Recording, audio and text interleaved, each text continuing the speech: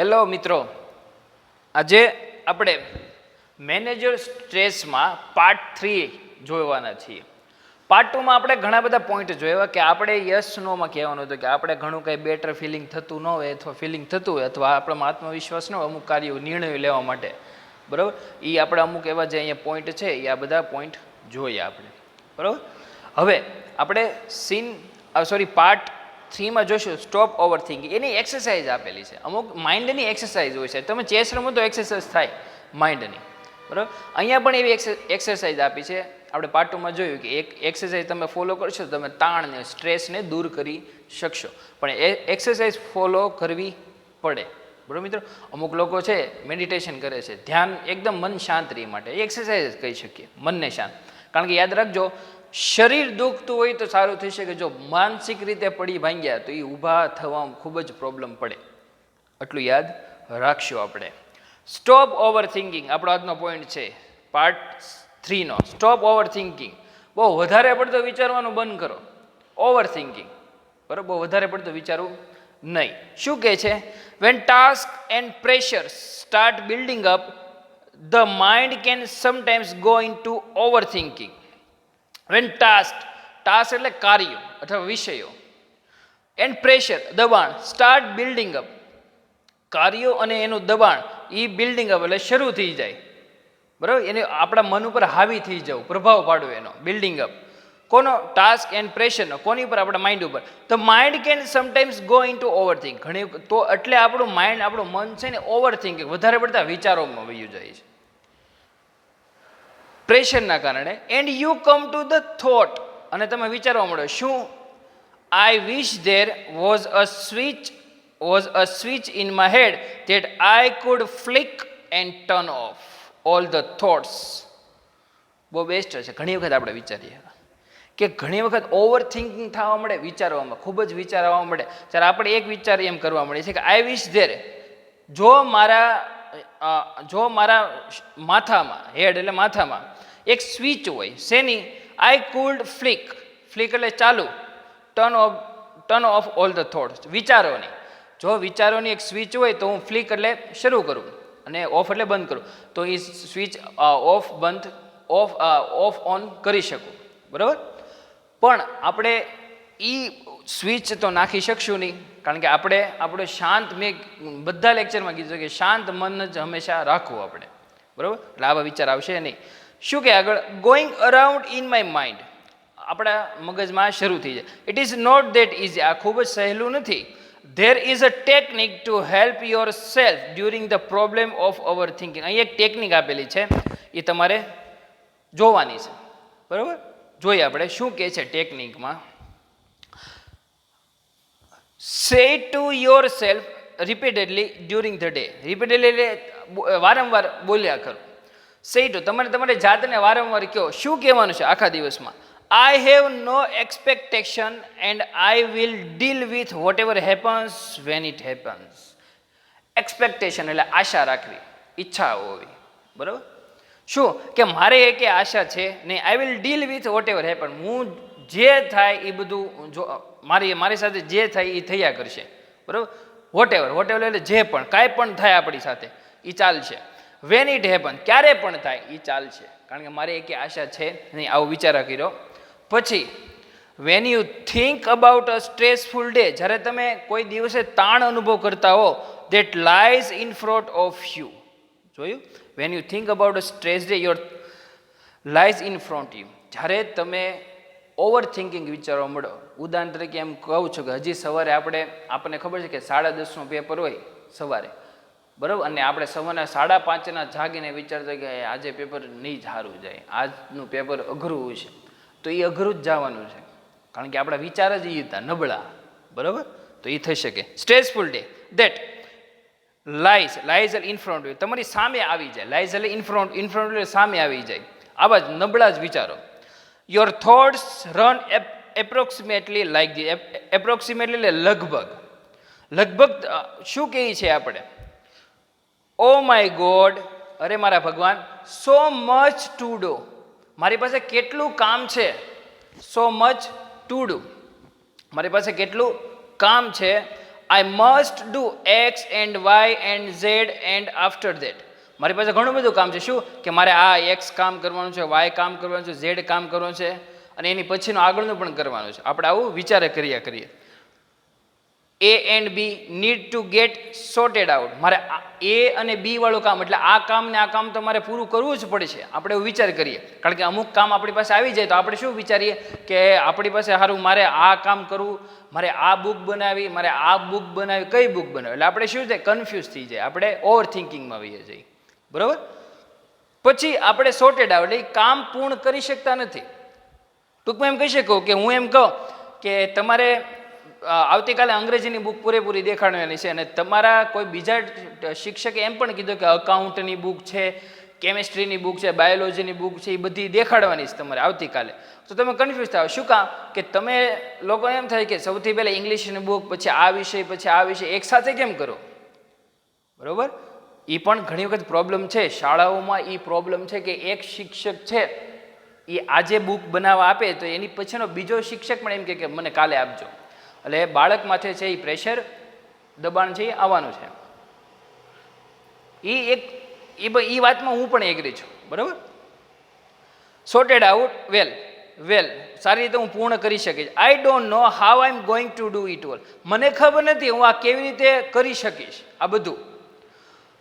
Want even have time to eat. મારી પાસે જમવાનો પણ સમય હશે નહીં. આપણે ઘણી વખત જે કામ લીધું છે એ કામમાં આપણે પડ્યા એટલે આપણે જમવાનું પણ ભૂલાઈ જાય છે. ઉદાહરણ તરીકે વૈજ્ઞાનિકો કોઈ પણ મેં સાંભળ્યું છે કે વૈજ્ઞાનિકો છે કોઈ પણ સારું એવું કાર્ય કરવું હોય તો શું કરશે સંશોધનમાં કે એ એકલા વિચારમાં પડી જશે. બરાબર. વિચારમાં એટલા બધા કલાક, અડધી કલાક એ વિચારમાં પડી જાય ને પછી હાથમાં સિગરેટ હોય, આખી સિગરેટ સળગી જાય તો એને ખબર રહેતી નથી.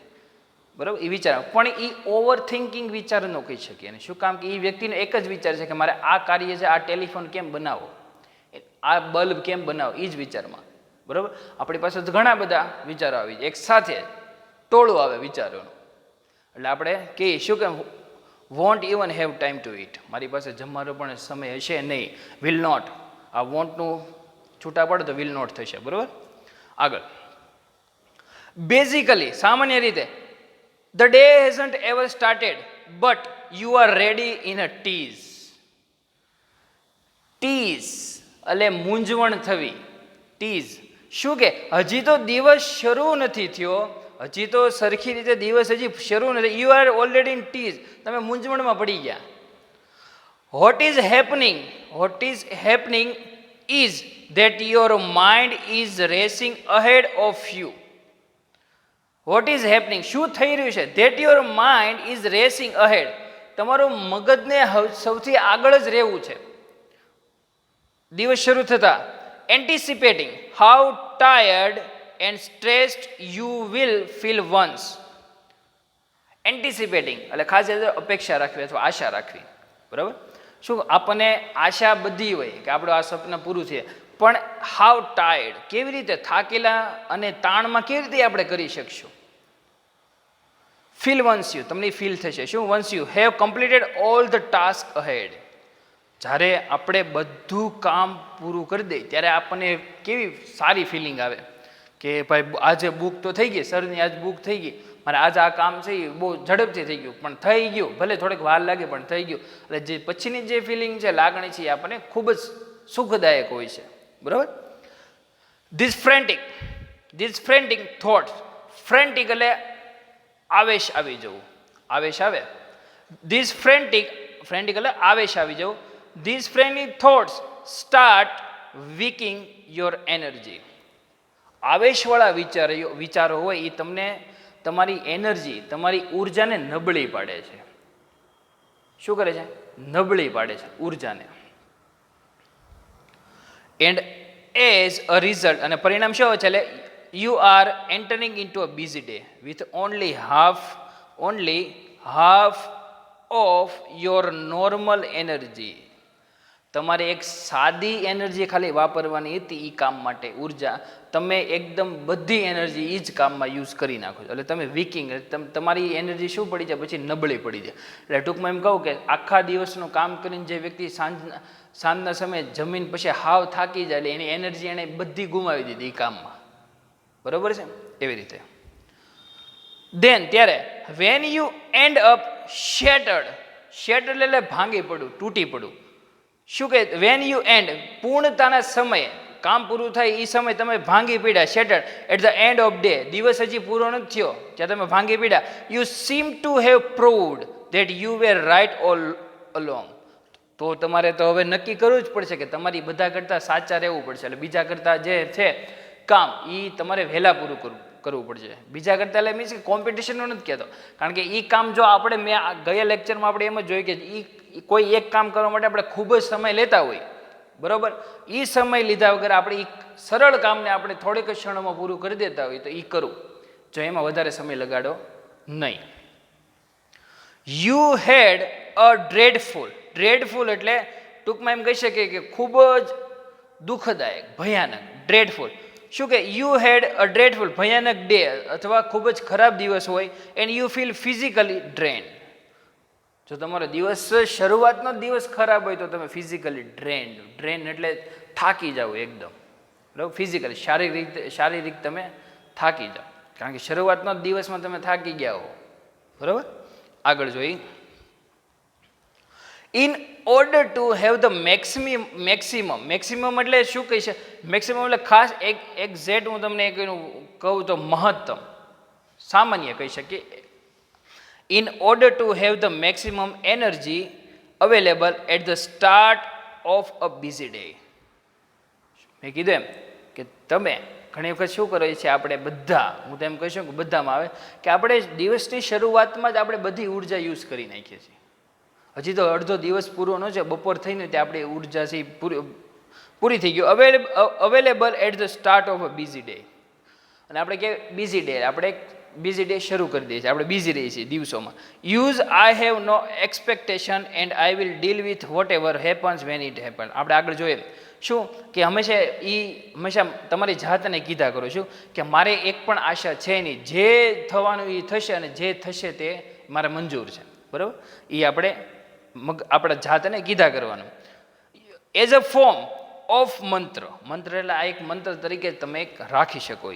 You will notice how your body start relaxing at the thought of no expectation. This relaxing આરામ, સુખદાયક. શું કે જો તમે આવું મંત્ર આ વારંવાર આખા દિવસમાં કીધા કરો, એટલે તમારે કોઈ પણ પ્રોબ્લેમ હોય ત્યારે આ બોલો કે મારે એક પણ આશા નથી, કાંઈ વાંધો નહીં, જે છે એ બધું થવા દો, બરાબર. તો તમને નોટિસ કરજો છે નહીં, તમારી બોડીમાં શરૂ થઈ જાય રિલેક્સિંગ, એકદમ શાંતપણો, એકદમ આરામ શરૂ થઈ જાય શરીરમાં. At the thought of no expectation, એટલે તમારા વિચાર એવા થઈ જાય શું કે એક પણ આશા વગરના વિચાર થઈ જશે. This relaxation tells you that you have just stopped yourself from wasting valuable energy. આ વિચારો, આવું બોલશો એટલે વિચારો તમને એમ જ કહેશે કે વેલ્યુએબલ, કિંમતી એનર્જી તમે વેસ્ટ કરોમાં, બગાડ કરોમાં. કિંમતી એનર્જી છે તમે દિવસની આખી બગાડ કરોમાં, બરાબર, વેસ્ટ ન કરો. યુ વિલ ફીલ કામર એટલે એકદમ શાંત. યુ વિલ ફીલ કામર, તમે શાંત ફીલ કરજો. શેમાં? મેન્ટલી, માનસિક રીતે. એન્ડ ઇમોશનલી એટલે લાગણીશીલ રીતે. એઝ અ કોન્સિક્વન્સ એટલે પરિણામ છેલ્લે શું આવશે? એકદમ શાંત રહેવાનું, બરાબર. તો મિત્રો આજે આપણે સ્ટોપ ઓવર થિંકિંગ, વધારે પડતું વિચારવું નહીં, એ બાબતે જોયું. ટૂંકમાં એમ કહી શકું કે આપણે અમુક, જો આ મંત્ર આપણે એમ કે મારે કે આશા નથી, હાલશે, જે થયું થાય. ઘણા બધા એવા લોકો હોય છે કે એ આ મંત્રનો ઉપયોગ કર્યા વગર મનને શાંત રાખી શકે છે. તો આપણે શું કામ ન રાખી શકીએ, બરાબર. જો તમારા વિચારો ફર્યા જ કરતા હોય, તમને એમ થતું હોય કે મારે ભવિષ્યમાં તો ડૉક્ટર બનવું છે, તો બીજા દિવસે એમ થાય, 3-4 દિવસ પછી કોઈક સારું એમ કે સીએ બનાય, ડૉક્ટર ન બને, તો આપણે સીએ થવું છે. એક લક્ષ્ય રાખવું પડે આપણે, બરાબર છે. કારણ કે બહુ ઘણા બધા સલાહ દેવાવાળા હશે, પણ માનવી કઈ, ભવિષ્ય આપણું આગળ શેમાં હશે, અને એ ભવિષ્ય માટે પહોંચવા માટે શું મારું ભવિષ્ય ત્યાં લઈ જ જાહે મને, એ જોવું પડે સૌથી પહેલાં. બરાબર મિત્રો? તો આજે આપણે સ્ટોપ ઓવર થિંકિંગનો પાઠ પૂરો કર્યો. બહુ વધારે વિચારવું નહીં, એ આપણે પાઠ 3 છે એ પૂરો કર્યો. Thank you very much and best reading.